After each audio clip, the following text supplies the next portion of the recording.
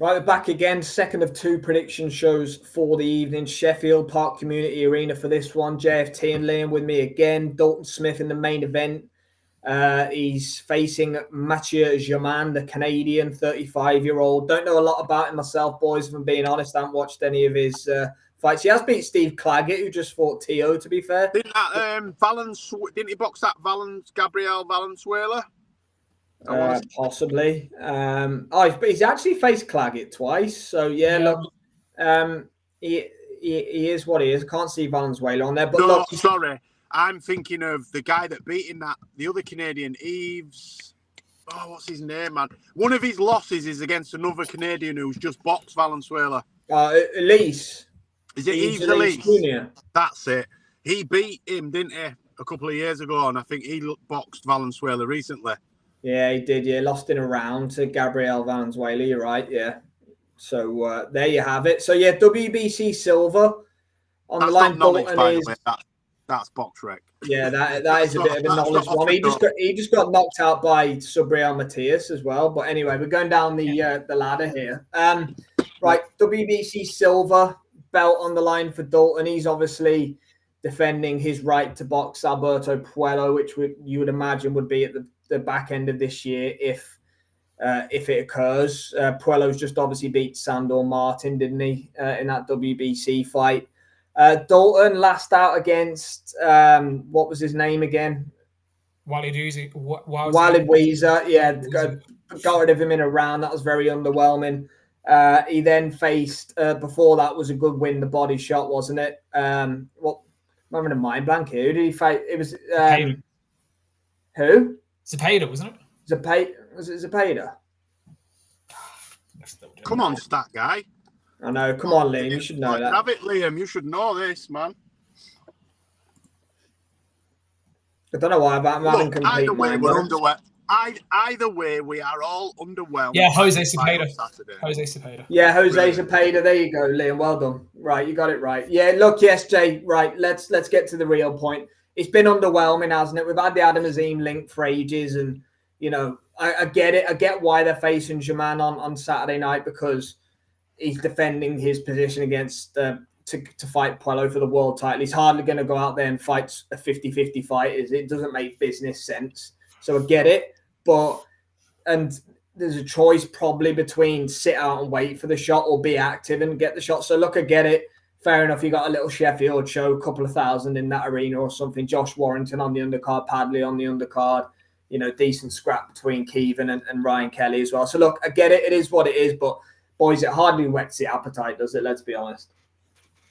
No, if we didn't have Sunday night, this weekend we would be very disappointed because there's no MMA, and it's a lackluster card.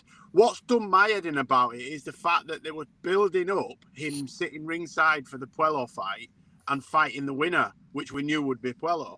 And then that's just been, all right, yeah, we're going to make that fight later on in the year, and the Azim fight is marinating still.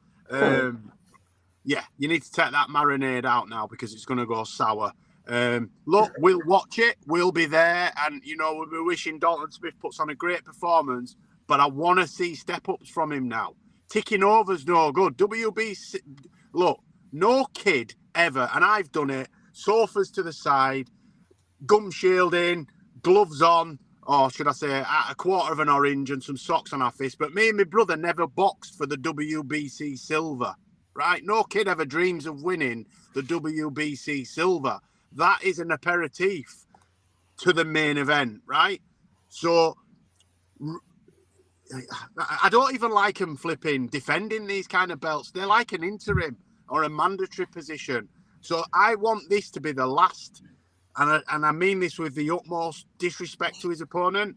I don't want to see this level of opponent up against Dalton Smith anymore. He's past being a prospect. He's old enough and experienced enough now to be moving on, unifying, winning world titles. If he's as good as what we're being led to believe, then he shouldn't be doing fights like this on Saturday night. Because if he don't turn up, there's a chance he could get beat. I don't believe he will, but there's always a chance. It's a complete disaster, isn't it? We've seen it before about people getting beat. So, yeah, go on, Liam.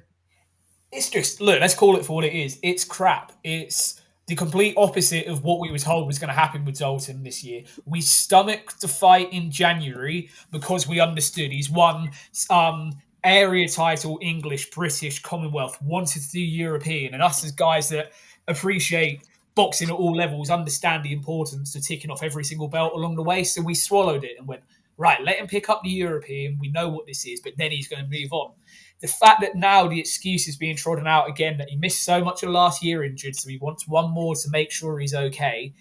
Just be honest in the first place and tell us that he's going to have a couple of tune-ups in the first half of the year, and then it's going to kick on in the second half of the year. It's underwhelming, it's disappointing, and I don't know where I stand with it. I don't think they don't think Dalton Smith is ready. I do think he has a bit of lack of belief that he's fully over his injuries, because he had a rotten run even before the Zepeda fight. That was pushed back because he was injured. Then obviously he was out the rest of 24 after it. It just feels the momentum's there. He's number one. He's ticked everything off. He's WBC silver for the little that's worth. You're just ready to make the jump. The best example is don't end up in the Jack Catterall position where you have one too many of these types of fights, eliminators, etc., and you end up getting beaten.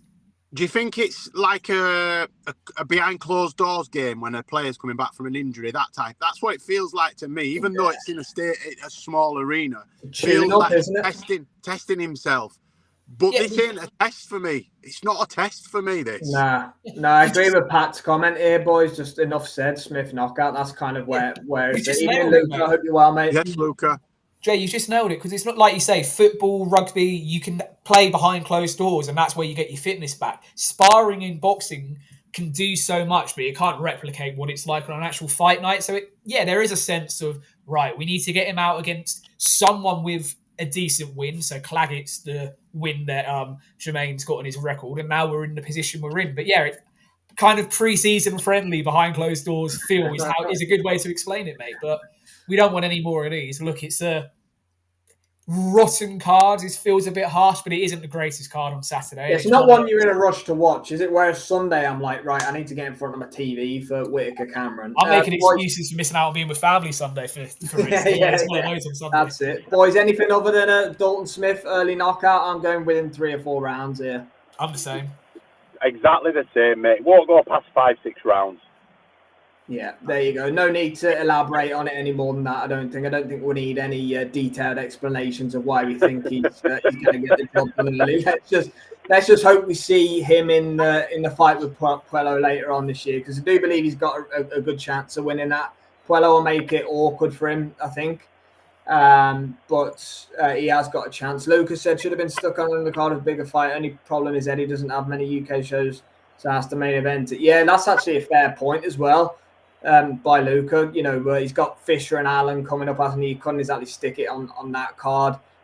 He's Ben Eubank the week after. Yes, it's a ring show, isn't it? It's not technically a matchroom card, but that fight is not good enough to be on that Ben Eubank card anyway. There's some decent it's not. on that card. There's 50-50 fights on that card. This is not a 50-50 fight, man. Yeah, exactly. I get it. But I guess we'll leave it there for that one then. Thanks to Luca and Pat for the interaction. Thanks to JFT and Liam, as always. Go and check out Liam's Fight Night Picks. It's live over on JFT now with all the predictions for this weekend. I'm sure the boys will be back with Straight Talk on the JFT channel tomorrow. We're in the world of combat sports, as they always do. And, we'll definitely be back Sunday. I'm sure, no doubt, we'll be around on Saturday at some point as well, as we normally do.